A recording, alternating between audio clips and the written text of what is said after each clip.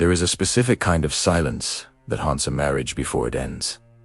It isn't the silence of peace. It is the comfortable silence of two people who know each other so well they do need to speak.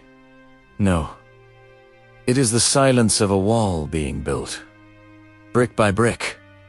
Day by day. You are watching this video because you feel it. Maybe you have been married for 15 years, maybe 20. You built a life. You raised children.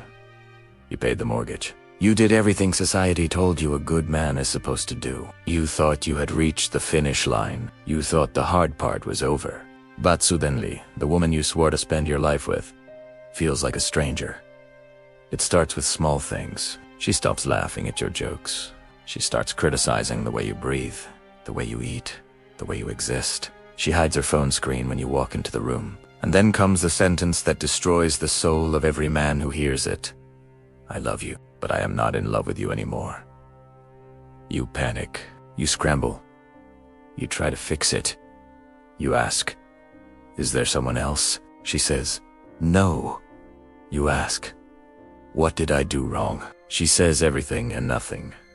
Gentlemen, you are not crazy, and you are not alone. You are walking through a minefield that millions of men have walked before you. Psychologists call it a midlife crisis. But in dark psychology, we call it the Great Rewiring.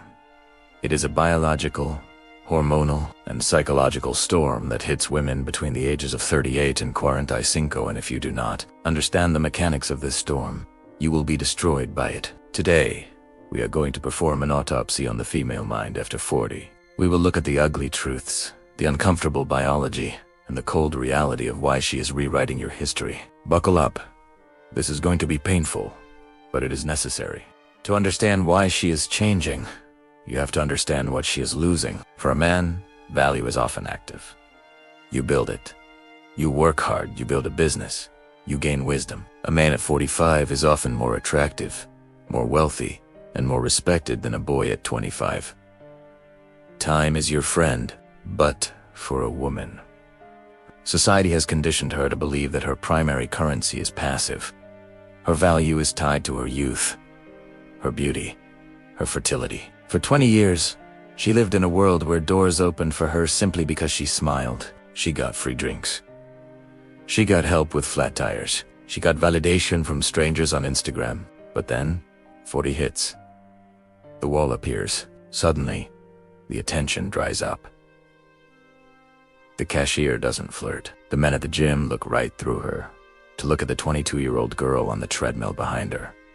She feels invisible. This causes a massive psychological wound. We call it a narcissistic injury. She looks in the mirror and sees wrinkles. She sees gravity taking over, and she panics. This panic is not about you. It is about her own mortality. She realizes, my time is running out. If I want to feel that rush of desire one last time, I have to do it now. This is why you see the sudden behavior changes, the obsession with the gym, the Botox injections, the sudden change in wardrobe from mom clothes to club clothes. She is not dressing up for you. She knows you desire her. Your validation is boring because it is guaranteed. She is dressing up for the world. She is testing the market. She is desperate to prove to herself that she still has power over men. And unfortunately, you are just an audience member in her desperate play for validation. Now, let's go deeper. Let's talk about the biology that marriage counselors are too afraid to mention. We like to think we are rational beings, but we are slaves to our hormones. For the first 15 years of your marriage, your wife was running on estrogen and oxytocin. Estrogen is the accommodator. It makes women nurturing, soft, and agreeable. It is the hormone of we. Oxytocin is the bonding hormone. It makes her want to nest, to protect the family unit, to keep the peace. This is the woman you married. But as she enters perimenopause, usually mid-40s, her estrogen levels crash off a cliff. However, and this is the critical part, her testosterone levels often remain stable or become relatively dominant. Yes, women have testosterone, and when estrogen disappears, testosterone takes the wheel. What does testosterone do? It is the hormone of me. It drives aggression. It drives independence. It drives libido, but often not for the same partner. It lowers tolerance for bullshit. Suddenly, the nice wife filter disappears. The dirty socks you left on the floor, before, she would pick them up and sigh. Now, she wants to divorce you over them. Your quiet personality, before, she found it stable. Now, she finds it boring. She becomes direct. She becomes cold. She becomes selfish. She isn't trying to be mean. She is chemically rewiring from a caretaker into a hunter. She looks at her life, the kids, the house, the husband, and she doesn't feel the chemical reward of nurturing anymore. She feels trapped, and her brain is screaming for a new chemical high. Dopamine.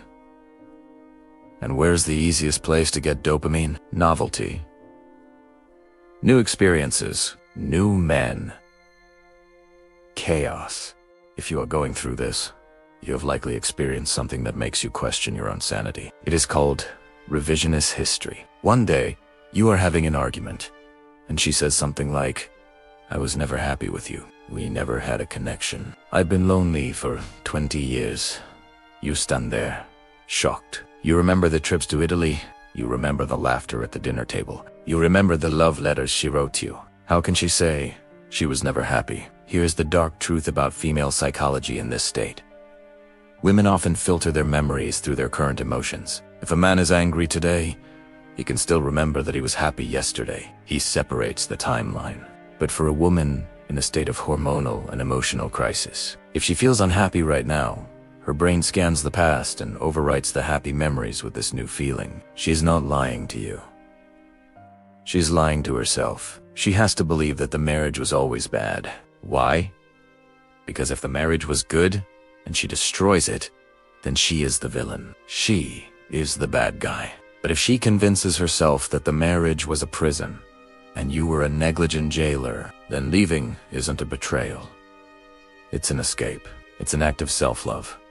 She rewrites the history to justify her exit. She paints you as the enemy so she can feel like the hero of her own eat, pray, love story. Do not try to argue with her using logic, photos, or facts. You cannot use logic to fight a delusion that protects her ego.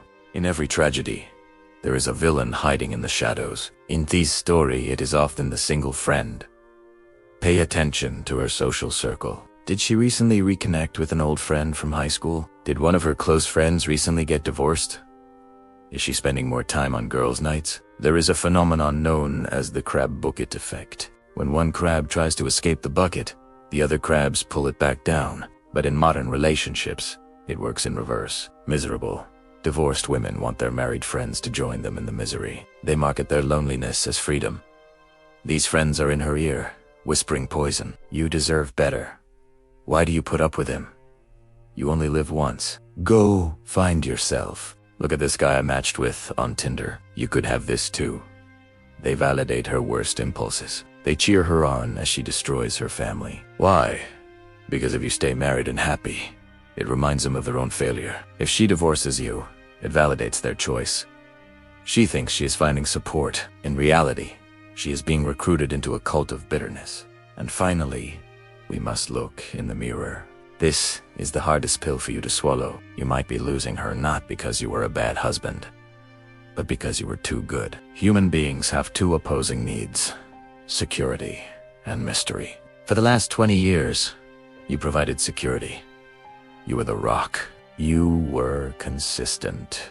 You were loyal. But after 20 years, security becomes boredom. She knows exactly what you will say. She knows exactly what you will do in bed. She knows you will never leave her when the fear of losing you disappears. Desire disappears with it. The bad boy or the new guy at work isn't better than you. He doesn't have your money, your history, or your loyalty. But he has one thing you don't: uncertainty. She doesn't know what he is thinking. She doesn't know if he likes her. That uncertainty creates anxiety. That anxiety creates dopamine, and that dopamine feels like love.